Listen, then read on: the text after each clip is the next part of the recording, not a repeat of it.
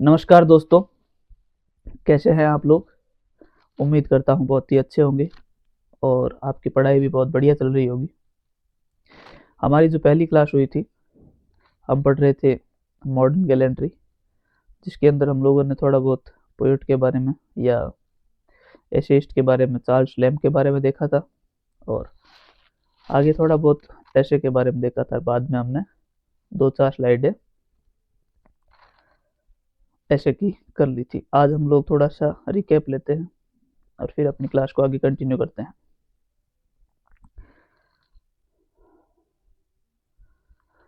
Charles lamb के बारे में आपको बताया था। उनका जो जन्म हुआ था वो इंग्लैंड में 1775 में हुआ था और डेथ 1834 में हुई थी। रोमांटिक एज के वो राइटर थे। वो ऐसे ऑफ एलिया के लिए जाने जाते थे। एलिया उनका पेन नेम था। उनको प्रिंस ऑफ इंग्लिश एसेज भी कहा जाता है और फादर ऑफ इंग्लिश एसेज किसे कहा जाता है, बेकन को। इस एसेज ऑफ एलिया के दो वॉल्यूम पब्लिश हुए थे, एक 1823 में और एक 1833 में, 10 साल बाद। तो जो अपना एसेज ऑफ एलिया के अंदर जो अपना ऐसे है मॉडर्न गैलेंट्री, वो 1823 में पब्लिश हुआ था। ये जो ऐसे है वो बिल्कुल पर्सनल और रिफ्लेक्टिव ऐसे है और इसकी शुरुआत में चार्ल्स लैम्ब जो है वो कहते हैं कि I am myself the subject of my essays. मतलब ये अपने एसेज के अंदर जो इनकी पर्सनल लाइफ है उसके अंदर जो घटनाएं हुई है उन्हीं के बारे में बताते हैं। आगे modern gallantry first published in 1823 essays of Elia के फर्स्ट वॉल्यूम में। इसका जो जॉनरा है वो personal and reflective and satirical ऐसे लिखते हैं ये। तो ये भी एक पर्सनल और रिफ्लेक्टिव है और एक सटायर कर रहे हैं समाज पर। मॉडर्न जो कंटेम्प्रेरी सोसाइटी है इंग्लैंड की, उस पर सटायर करते हुए ऐसे लिखा है। इसकी जो टोन है वो सटायरिकल है। टोन और थीम में क्या फ़र्क होता है वो मैंने आपको पहले भी बताया कि टोन वो होती है जो पोएट के वो लाइन या वो फ्रेज लिखते समय उसका जो भाव होता है। जैसे वो अगर गुस्से में है तो क्रोध, या वो प्रेम प्यार या निंदा, वो कुछ भी कर सकता है। तो वो सब टोन होती है। तो इसमें इसकी टोन सटायरिकल है। मतलब ये समाज पर सटायर करते हुए कहते हैं कि हमें औरतों की इज्जत दिखावे के लिए नहीं, जबकि वास्तव में करनी चाहिए।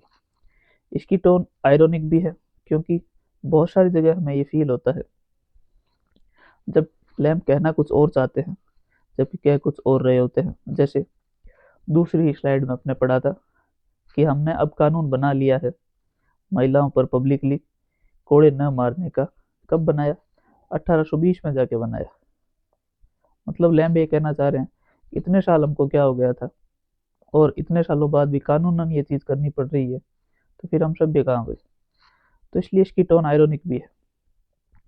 इसमें ये मोरल जो है संदेश भी देना चाह रहे हैं, मैसेज देना चाह रहे हैं। एक तो समाज को ये कहना चाह रहे हैं कि अब तो सुधर जाओ और औरतों की वास्तविकता में इज्जत करनी शुरू कर दो। और एक ये महिलाओं को भी मैसेज देते हैं, या जो महिलाओं की इज्जत करते हैं उनको ये मैसेज देते हैं कि कहीं पर भी महिलाओं के खिलाफ कुछ सुने तो उसका विरोध प्रकट करें, उसको चुपचाप ना सुने, क्योंकि चुपचाप सुनना भी आपका अपराध माना जाएगा। तो ये मॉरल सेंस भी इसके अंदर डेवलप होता है। पर्सनल है ही क्यों? क्योंकि चार्ल्स लैम्ब इसके अंदर एक ये कैरेक्टर है जोसेफ पेश, इनकी फैक्ट्री में या इनके इनकी जो कंपनी है इनमें काम करते थे और अपनी पर्सनल लाइफ का रेफरेंस लेते हुए जोसेफ पेश के बारे में बहुत सारी बातें बताते हैं जो हम आज देखेंगे। तो इसलिए ये पर्सनल ऐसे भी है और कन्वर्सेशनल ऐसे इसलिए लगता है क्योंकि अपने को ऐसा फील होता है कि हम लोग जोसेफ पेश से बातें कर रहे हैं। बाकी ये इंपॉर्टेंट कैरेक्टर्स हैं जिसमें से डोरिमेंट के बारे में हमने जान लिया था, जॉर्ज एथरिज के एक प्ले से था। मिस सुजैन और जोसेफ पेश के बारे में हम लोग आज जानेंगे, या हो सकता है मिस्र जैन का जिक्र अगली क्लास में आए। जोसेफ पेश के बारे में हम लोग आज ज़रूर से पढ़ेंगे। उसके बाद हमने 2-4 स्लाइडें जो करी थी। आज थोड़ी तबीयत नासाज है, आवाज़ थोड़ी सही नहीं आई तो माफ़ कर देना। इसमें पढ़ा था कि हम लोग अपने एंसेस्टर्स से अपने मैनर्स की तुलना करते हैं और खुद को मानते हैं कि हम लोग सभ्य हो गए हैं, या हम लोग ज़्यादा विनयपूर्वक इज्जत करते हैं औरतों की। लेकिन ये बात आयरॉनिकली कही गई है, क्योंकि हम लोग इज्जत वैसी नहीं दे पाते हैं। आज से बहुत साल पहले जैसे इंडियन सोसाइटी थी, इसके अंदर कहा जाता था यत्र नारी पूज्यन्ते तत्र रम्यन्ते देवता।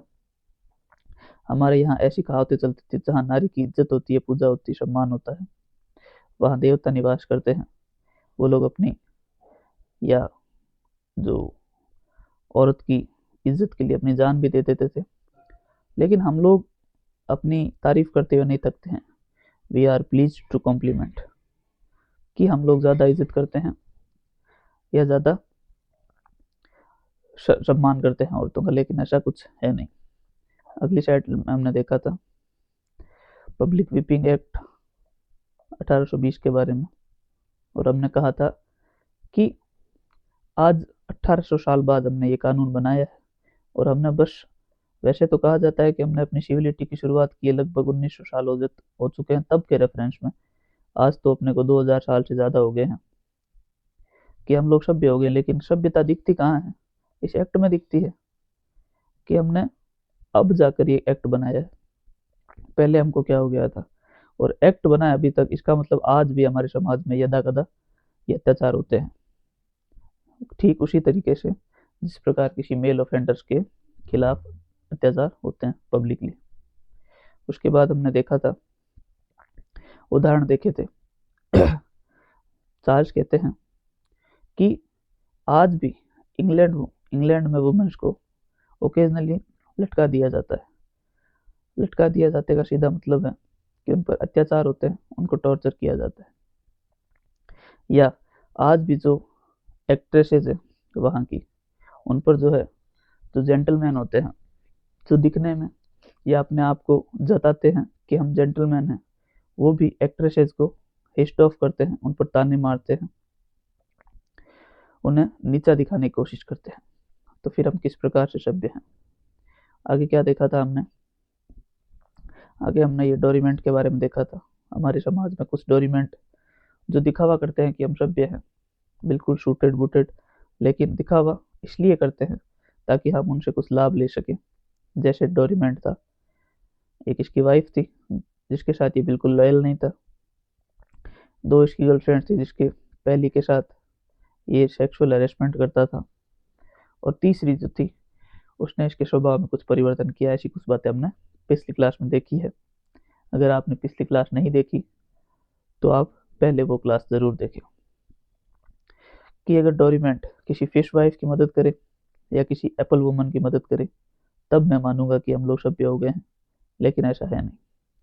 यहाँ क्या कहते हैं कि अगर डोरीमेंट्स इन हम्बलर लाइफ का मतलब सामान्य जिंदगी के जो डोरीमेंट्स है, जो डोरीमेंट बनने की कोशिश करते हैं, जो ये मानते हैं कि हम लोग सभ्यता के बहुत ज़्यादा जानकार हो गए, we are notable adepts in this refinement, मतलब इस सभ्यता की या औरतों के सम्मान करने में हम लोग अव्वल दर्जे में आ गए हैं। लेकिन वो ऐसा तभी करते हैं जब उनको कहीं पब्लिकली देखा जाता है या उनको ऑब्जर्व किया जाता है। अगर वो ऐसे माहौल में नहीं होते जहाँ पर उनको देखा जा रहा है या कोई उनको जानता है, वहाँ पर भी अगर वो इस प्रकार का सम्मान करे औरतों का, तब मैं मानूंगा कि हम लोग सभ्य हैं। यहाँ ये फ्रेज बहुत बार काम में ली गई है और चार्ल्स लैम्ब ने जो है इसको बहुत अच्छे से समझाया है। एक एग्जांपल ये भी दिया था कि किसी रिच ट्रेडमैन का, किसी अमीर जो ट्रेडमैन है, उसका जो सेल्समैन है, वो किसी स्टेज कोच के ऊपर, अंदर तो बैठते हैं अमीर लोग और इसके ऊपर जो बैठते हैं वो गरीब या मध्यम वर्ग के लोग बैठते हैं। तो जब बारिश होती है तो ये भीगते हैं और बीमार पड़ जाते हैं। तो ये जो ट्रैवलर, एक तो ये ट्रैवलर ऊपर बैठा है और एक इसके पास एक पुअर वुमन बैठी है जो अपने गांव जा रही है, पासिंग टू हर पेरिश। अब बारिश होने लग गई है। जब बारिश होती है तब अगर वो ट्रैवलर या अगर वो सेल्समैन अपना बॉक्स कोट उतार कर उस गरीब महिला के कंधों पर रख दे, उसकी बारिश से या ठंड से रक्षा करने के लिए, जो बारिश में बिल्कुल भीग चुकी है, तब मैं मानूंगा कि हम लोग जो है सभ्य हो गए हैं। लेकिन ऐसा होता नहीं है। फिर हमने ये एक और एग्जाम्पल देखा था कि लंदन थिएटर के किसी पिट यानी कि किसी संकड़े कोने में कोई महिला खड़ी है, बिल्कुल जो है बहुत देर से खड़ी होने के कारण वो बिल्कुल बीमार सी लग रही है और चक्कर आने वाले हैं उसको थकान के कारण। और उसके आसपास seated at there is with man, उसके आसपास बहुत सारे आदमी बैठे हैं, लेकिन वो आदमी उस पर उसकी मदद करने के बजाय उस पर हंस रहे हैं, उसका मजाक उड़ा रहे हैं। और उनमें से भी एक जो खुद को बिल्कुल सभ्य मानता है, जो खुद को मोर मैनर्स एंड कंसाइंस, जिसके पास ज़्यादा जो है सम्मान करने लायक चीज़ें हैं, वो भी इतनी भद्दी बात करता है कि मैं आपको ज़रूर सीट दे देता अगर आप थोड़ी ज़्यादा यंगर होती, थोड़ी ज़्यादा हैंडसम होती या ब्यूटीफुल होती। मतलब यहाँ पर लैम्ब ताना कस रहे हैं, कटाक्ष कर रहे हैं समाज पर कि हम लोग इज्जत उन औरतों की करते हैं जिनसे हमें कुछ चाहिए, जो लवली हो, जो ब्यूटीफुल हो या किसी ओहदे पर बैठी हो। हम बूढ़ी औरतों की, गरीब या काम करने वाले, सामान्य काम करने वाली औरतों की इज्जत नहीं कर पाते। और इस स्लाइड, अंतिम स्लाइड में हमने क्या देखा था? इस स्लाइड में हमने देखा था कि किसी वेयर हाउसमैन को या राइडर को अगर उनके जान पहचान की महिलाओं के बीच व्यवहार करते देखें तो हम पाएंगे कि वो इस तरीके का व्यवहार करेंगे जैसे पूरे के पूरे लोथपरी के अंदर कोई ऐसा व्यक्ति नहीं है जो इसके जितना औरतों का सम्मान करता हो। मतलब अपने जान पहचान की औरतों के साथ हम लोग सम्मान से पेश आते हैं, लेकिन सामान्य औरतों के साथ, बूढ़ी औरतों के साथ, गरीब औरतों के साथ वैसा व्यवहार नहीं करते। यहाँ तक हमने देख लिया था। अब हम लोग आगे देखते हैं आज। अगर आपने वो पिछला वीडियो नहीं देखा है तो ज़रूर से पिछला वीडियो देखें, जिसके अंदर हमने लाइन बाय लाइन एक एक चीज़ का एक्सप्लेनेशन देखा है। चलिए लास्ट एग्जाम्पल देते हैं। I shall begin to believe, मैं ये मानना शुरू कर दूंगा, that there is some such principle influencing our conduct, कि ऐसा कोई सिद्धांत है जो हमारे व्यवहार को प्रभावित कर रहा है। When more than half of the drudgery, जब आधे से ज्यादा ड्रजरी, ड्रजरी क्या होता है?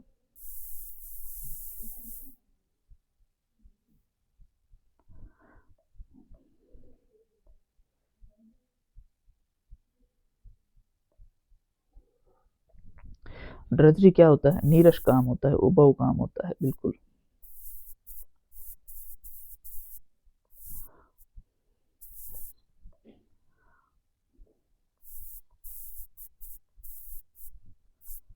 नीरस या उबाऊ काम जो महिलाएं प्रतिदिन बिना छुट्टी के करती हैं, बहुत ही मतलब पूरी जिंदगी करती हैं, वो नीरस काम, जैसे बच्चे पालना, जैसे घर की साफ सफाई रखना, जैसे जो पति जब ऑफिस जाता है, काम पर जाता है, तो उसके कपड़े इस्त्री करके देना, कपड़े धोना, घर के छोटे मोटे काम करना। और आप ये मान के चलिए कि मुश्किल से मुश्किल काम एक बार करना आसान होता है, लेकिन आसान से आसान काम को रोज करना, निरंतरता से करना बहुत मुश्किल होता है। तो वो आधे से ज्यादा काम, और आधे से ज्यादा काम उसके साथ ही क्या, कोर्स सर्विट्यूड, मतलब जो उसका नौकरानी जैसा काम करना। सर्विट्यूड का मतलब सर्वेंट से बना ये शब्द, नौकर से।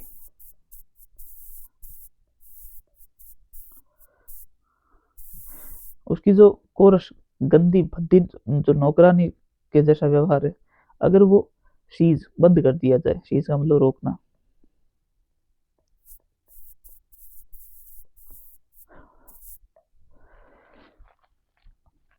one half of the drudgery and coarse servitude of the world shall cease by be performed by women. अगर महिलाओं के द्वारा जो करवाया जा रहा है नीरस उभव काम और जो नौकरानीपन वाला व्यवहार है, अगर वो आधा भी कम कर दिया जाए, आधा भी रोक दिया जाए, या वो कटाक्ष करते हुए कहते हैं कि अगर वो उभव काम को आधा भी अगर मेल सोसाइटी कर ले, अगर आदमी कर ले, तब मैं ये मानूंगा कि हम लोग इस सिद्धांत से प्रभावित हो रहे हैं कि हम औरतों का सम्मान करते हैं और औरतों के साथ हमारा व्यवहार जो है वो सुधरा है। लेकिन क्या हम लोग ऐसा करते हैं? अपने आसपास सोच के देखिए। इसीलिए इस जो ऐसे है इसको कहा जाता है पर्सनल ऐसे। क्या हमारे आसपास की महिलाओं के साथ हम ऐसा व्यवहार करते हैं? क्या क्या हम लोग हमारी मम्मियों की मदद करते हैं अपने घर के काम में, या अपने फादर जो हैं वो अपने मदर की या वो अपनी वाइफ की मदद करते हैं दिन भर के कामों में? अगर वो ऐसा करते हैं तो वास्तव में वो गैलेंट है, वास्तव में जो नेचुरल गैलेंट्री है उनके अंदर है, लेकिन वास्तव में ऐसा है नहीं। तो हम लोग अलग अलग तरीके का व्यवहार बना रखा है। हम लोग जो है सुंदर महिलाएं हैं या अपने जान पहचान की जो महिलाएं हैं, या अपना इन्फ्लुएंस बढ़ाने के लिए काम करते हैं, लेकिन वास्तव में बेडरूम में या घर के अंदर हम जिस प्रकार से महिलाओं का व्यवहार देखते हैं और उनके साथ खुद का व्यवहार देखते हैं तो उसमें बहुत फर्क होता है। ठीक है, आगे देखते हैं। यहाँ चार्ल्स लैम्ब सीधा चैलेंज करते हैं, अनटिल दैट डे कम्स, जब तक वो दिन नहीं आ जाएगा, आई शैल नेवर बिलीव, मैं नहीं मानूंगा, दिस बोस्टेड पॉइंट, इस डींगे हाँकने पर, बोस्टेड का मतलब होता है डींगे हाँकना,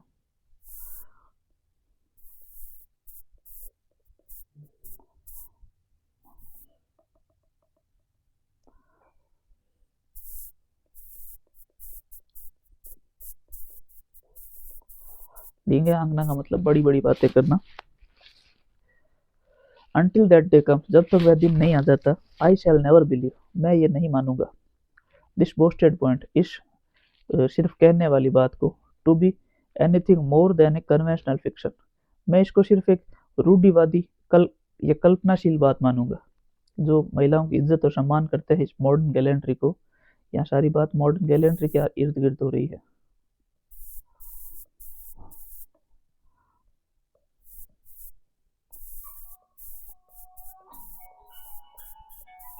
यहाँ सारी बात मॉडर्न गैलेंट्री के आसपास हो रही है।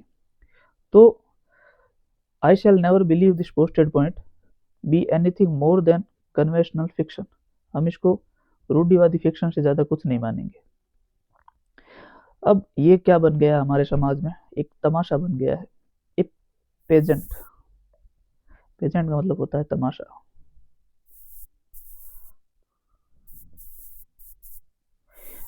ए pageant got up between the sexes, sexes का मतलब होता है महिला और पुरुष। तो महिला और पुरुष दोनों ने एक तमाशा बनाकर रख दिया है, in a certain rank and in certain type of life, जो एक निश्चित रैंक के लोग और निश्चित जिंदगी का जो निश्चित काल है, जिनको हम जवानी का काल मान सकते हैं, उस काल का एक तमाशा बनाकर रख दिया है, in which both find their account equally. यहाँ पर चार्ल्स लैम्ब महिलाओं और आदमियों दोनों पर ये तमाचा कसते हुए कह रहे हैं कि हम लोगों ने इस बात को तमाशा बना के रख दिया है, इस गैलेंट्री शब्द को। ये दोनों इस चीज से बराबर का लाभ उठा रहे हैं। कौन? जो जवान सुंदर औरतें हैं वो भी, और जो उनकी इज्जत कर रहे हैं, जो मेल सोसाइटी है वो भी। किस प्रकार से लाभ उठा रहे हैं कि आदमी तो और उन औरतों की इज्जत करते हैं और जिससे उनको क्या मिलता है? अटेंशन मिलता है, या महिलाओं को जो अटेंशन मिलता है उससे वो प्रभावित कर लेते हैं महिलाओं को, उनसे दो अच्छी बातें कर लेते हैं, उनसे जो अपने काम निकलवाने होते हैं वो आप समझ रहे हैं, तो वो काम निकलवा लेते हैं, और महिलाएं जिनको अटेंशन मिल जाती है। तो इन दोनों ने इस चीज को तमाशा बनाकर छोड़ दिया इस मॉडर्न जिंदगी के अंदर। यहाँ पर जो है चार्ल्स लैम्ब जो है वो सीधा सीधा तमाचा कसते हैं मॉडर्न सोसाइटी पर, कंटेम्प्रेरी इंग्लैंड के अंदर जो लोग थे उन पर। तो ये आप लोगों को समझ में आया होगा क्या कह रहे हैं? अनटिल दैट डे कम्स, जब तक ये दिन नहीं आ जाएगा, आई शैल नेवर बिलीव, मैं नहीं मानूंगा, this boasted point two be anything more than a conventional fiction, कि ये कोई काल्पनिक तथ्य की तरह मानूंगा। ए पेजेंट गोटअप, हमने एक तमाशा बना दिया है, बिटवीन द सेक्सेस, हम महिला और पुरुषों के बीच जो मॉडर्न गैलेंट्री है उसको एक तमाशा बना दिया है। In a certain rank and in a certain time of life, जिंदगी के अंदर जब हम पद पर होते हैं, या पद का मतलब सिर्फ पद नहीं है, यहाँ पर ये बता रहा है कि जवानी के जो साल है, जब हम जवान होते हैं, ब्यूटीफुल होते हैं, उन सालों को हमने मॉडर्न गैलेंट्री को उन सालों ने, या जिस समय हम उस एज में जी रहे होते हैं उस समय हमने मॉडर्न गैलेंट्री को एक तरीके का तमाशा बना दिया है। और जो दोनों सेक्सेस है, मतलब मेल और फीमेल दोनों, इससे बराबर का लाभ उठाते हैं। किस प्रकार से उठाते हैं वो मैंने आपको बता दिया। ठीक है, आगे चलो। आगे कहते हैं, I shall be even disposed to rank in among the I shall be even disposed to rank it among the salutary fiction of life। यहाँ ये कह रहे हैं कि मैं मान लेता, डिस्पोज्ड का मतलब होता है झुकना, इस तथ्य पर झुक जाता या मान लेता,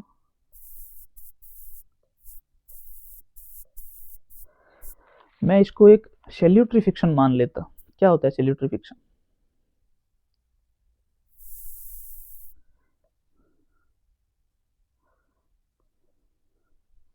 सैल्यूटरी फिक्शन का मतलब होता है, समझो देखो, वो बातें जो हम मानते हैं कि ये बातें तो झूठी है, मतलब जैसे हम बच्चों को सिखाने के लिए, छोटे बच्चों को जिंदगी में जो है अच्छी बातें सिखाने के लिए कई बार बोल देते हैं कि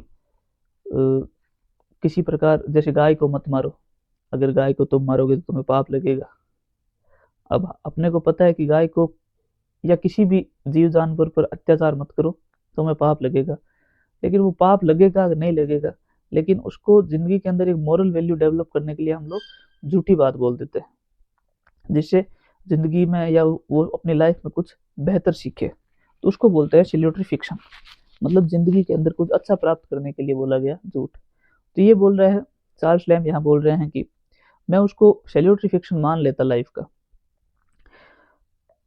व्हेन इन पोलाइट सर्कल, जब हम सभ्य समाज है, पोलाइट सर्कल का मतलब सभ्य समाज, जो ये दावा करते हैं कि हम लोग सभ्य हैं। When in polite circle I shall see, मैं ये देखता, the same attention paid to the age as to youth. ये बोल रहे हैं कि मैं इस बात को बहुत ही अच्छे मायनों में बोले जाने वाला झूठ मान लेता अगर मैं ये देखता पोलाइट सर्कल्स में या सभ्य समाज में कि वो लोग सेम अटेंशन जो है उनको उतना ही सम्मान दे रहे हैं जितना वो किसी बूढ़ी औरत को देते हैं, उतना ही यूथ को देते हैं, या जितना यूथ को देते हैं, मतलब छोटी उम्र में लड़कियों को देते हैं, उतना ही सम्मान अगर वो बूढ़ी औरतों को देने लग जाए। मैं उस बात को सैल्यूटरी फिक्शन मान लेता जब मैं ये देखता कि सभ्य समाज के अंदर बूढ़ी औरतों को भी, एज का मतलब एज्ड हो गई है, जिनकी एज ज़्यादा हो गई है, बूढ़ी औरतों को भी यूथ यानी कि छोटी लड़कियों जितना, युवा लड़कियों जितना सम्मान मिल रहा है, या homely features as to a handsome. Homely feature का मतलब होता है कॉमन फीचर्स, मतलब महिला ज़्यादा सुंदर ना हो फिर भी उसको वही सम्मान मिल रहा है, वही अटेंशन मिल रहा है जो किसी हैंडसम या ब्यूटीफुल महिला को मिलता है। या to coarse complexions as to clear, या किसी थोड़ी, जिसका कॉम्प्लेक्शन मतलब जिसका रंग थोड़ा डार्क है, जो थोड़ी सेक्सिस्ट या रेसिस्ट होगा, काली महिला को भी वही सम्मान मिल रहा है जो किसी गोरे या साफ रंग वाली महिला को मिलता है। To the woman as she is a woman, not as she is beauty, a fortune और टाइटल। क्या कहना चाह रहे हैं यहाँ पर? ये जो लाइन है, ये इस जो ये ऐसे है, इसकी सबसे सेंट्रल लाइन है। इसके अंदर ये कह रहे हैं कि महिला को महिला होने के कारण सम्मान मिले, ना कि वो सुंदर हो इसलिए सम्मान मिले, वो अमीर, फॉर्च्यून मतलब उसके पास खूब सारा पैसा हो इसके लिए उसको सम्मान मिले, या जो है किसी ओहदे पर हो तो उसको सम्मान मिले। सुंदर महिला मतलब किसी एक्ट्रेस को भी क्या उतना ही सम्मान दे रहे हैं जितना हम फल बेचने वाली को या किसी मछली बेचने वाली को, सामान्य काम करने वाली मजदूर को, गरीब भिखारी को, क्या हम वही सम्मान दे पाते हैं? या किसी फॉर्च्यून बहुत पैसे वाली को, जिसके पास बहुत पैसा है और हम उससे दोस्ती एक्सपेक्ट कर रहे हैं, तब हम उसको जो सम्मान दे पा रहे हैं, क्या वही सम्मान हम लोग किसी गरीब महिला को दे पाते हैं?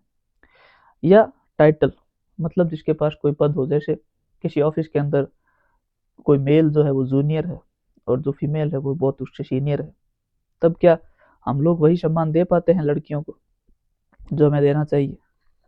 या वो जैसा व्यवहार ऑफिस में अपनी जो सीनियर मैम होती है उसके साथ जैसा व्यवहार करते हैं, क्या वह घर पे आकर वही सम्मान अपनी नौकरानी को दे सकता है? अगर वही सम्मान अपनी नौकरानी को दे, वही सम्मान ब्यूटी को, फॉर्च्यून को, मतलब पैसे वाली को और ब्यूटीफुल औरतों को देता है, वही सम्मान अगर वो सामान्य औरतों को भी दे, वुमन को वुमन की तरह ट्रीट करे, ना कि किसी चीज या किसी थिंग की तरह ट्रीट करे, आगे हम लोग इसके बारे में देखने वाले हैं, तब मैं इस चीज को एक सेल्यूटरी फिक्शन भी मान लेता मॉडर्न कैलेंडर को, लेकिन ऐसा है नहीं। उम्मीद करता हूँ आप लोगों को समझ में आ रहा होगा। आगे देखते हैं। आई शेल बिलीव, मैं मान लेता, it to be something more than a name. ये कह रहा है कि अब मैं ये जो मॉडर्न कैलेंडर है, इट का मतलब मॉडर्न कैलेंडर।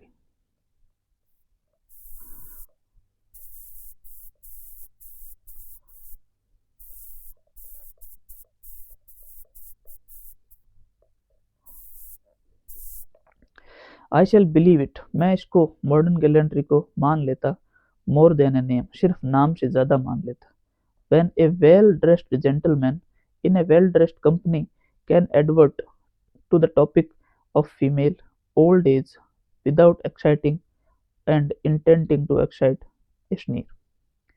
यह कह रहा है कि मैं इस मॉडर्न कैलेंडर को एक जो बस नाम बनकर रह गया मॉडर्न कैलेंडर, उसको उस नाम से ज्यादा मान लेता या वास्तविकता समझ लेता अगर कोई वेल ड्रेस्ड जेंटलमैन, जो जिसने बहुत ही अच्छे कपड़े पहन रखे हैं या जो खुद को बहुत ही सभ्य बताता है, किसी well dressed company well dressed company का मतलब जो उसके इर्द गिर्द लोग बैठे हैं, सारे जो वेल ड्रेस्ड लोग हैं, वो किसी वृद्ध महिला का जिक्र कर पाते। कैन एडवर्ट, एडवर्ट का मतलब जिक्र करना।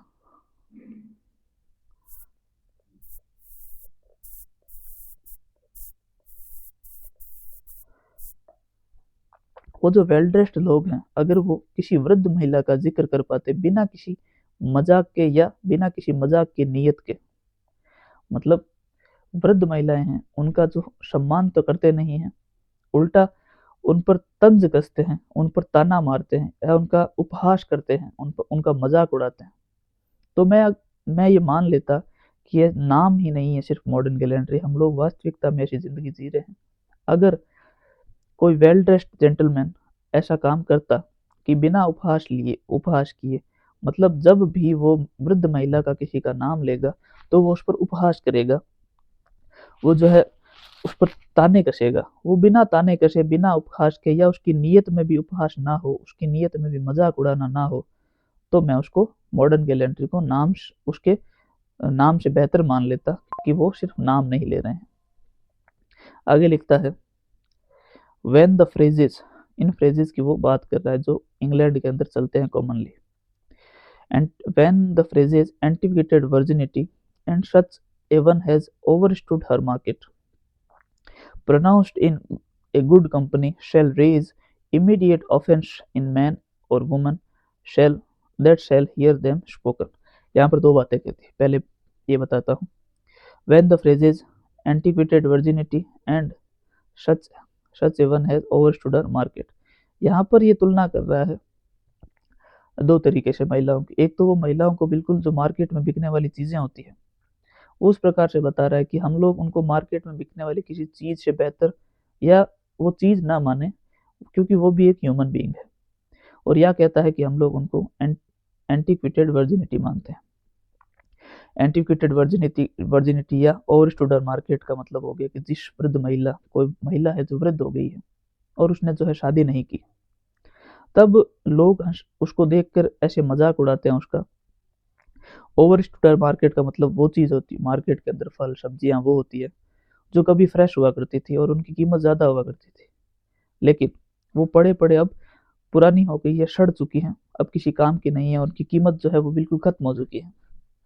ठीक उसी प्रकार से वो महिला जब यंग थी, जब उसके पास बहुत सारे रिश्ते आ रहे थे, बहुत सारे प्रपोजल्स आ रहे थे, तब उसने उनको स्वीकार नहीं किया और अब उसके पास कोई नहीं है, वो अकेली रह गई है। इस प्रकार से मार्केट की चीज़ों से, मार्केट में पड़ी फल सब्जियों से या एक्सपायर हो चुकी जो चीज़ें हैं उनसे हम महिला की तुलना करते हैं, किसी वृद्ध महिला की, या हम कहते हैं एंटीक्वेटेड वर्जिनिटी, जिसके पास वर्जिनिटी तो है लेकिन वो एंटीक है, वो कुछ काम की नहीं है, जिसने कभी जिंदगी में फीमेल वो जो फिजिकल रिलेशनशिप है वो नहीं बनाई, इसलिए उसकी वर्जिनिटी वैसी की वैसी है, लेकिन अब वो किसी काम की नहीं है। इस प्रकार से इस प्रकार के फ्रेजेस जब महिलाओं के लिए काम में लिए जाते हैं, वृद्ध महिलाओं के लिए, तो किस प्रकार से मान लें कि हम लोग सभ्य हैं। ये सब कौन प्रोनाउंस करता है? गुड कंपनी, जो अच्छे सभ्य लोग हैं, वेल ड्रेस्ड कंपनी, उसके अंदर जो लोग हैं ऐसे शब्द काम में लेते हैं, तब हम किस प्रकार से मान लें कि हम लोग सभ्य हैं। तो चार्ल्स लैम्ब आगे कह रहे हैं कि शेल रेज, तब हमें उठाना चाहिए क्या? इमीडिएट ऑफेंस, ऑफेंस, हमें उसका तुरंत विरोध करना चाहिए। अब विरोध किसको करना चाहिए? मैन को भी करना चाहिए और वुमन को भी करना चाहिए। दोनों जो मैन और वुमेन है उन दोनों को इस बात का विरोध करना चाहिए दैट शेल हियर देम, जब भी इन चीज़ों को सुने तब हमको इस चीज़ का विरोध करना चाहिए, जो भी सुनने वाले हैं, चाहे वो मेल हो या फीमेल हो। आगे आप जिसकी वो बात कर रहे हैं, जोसेफ पेश की, उसके बारे में बात करते हैं। जोसेफ पेश, या आज हम लोग इतना ही पढ़ेंगे।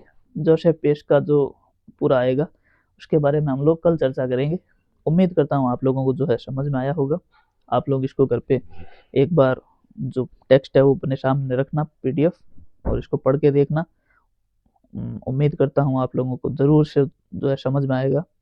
हमारी एक दो जो क्लासेज और होंगी उसके अंदर हम लोग आगे का ये जो ऐसे है वो, और इस पर जो एमसीक्यूज बनते हैं, जो इम्पोर्टेंट एमसीक्यूज होंगे वो ज़रूर से पढ़ेंगे, और मोस्ट प्रोबेबली जो क्वेश्चन आएंगे वो इन जो टेक्स्ट है इसी में से आएगा। पोएट के बारे में या ऐसे जो है उसके बारे में क्वेश्चन आने के चांसेस थोड़े कम ही हैं। बाकी फिर भी अगर कुछ होगा तो हम लोग आगे जो एमसीक्यूज की प्रैक्टिस करेंगे उसमें कुछ ना कुछ डाल देंगे ज़रूर से।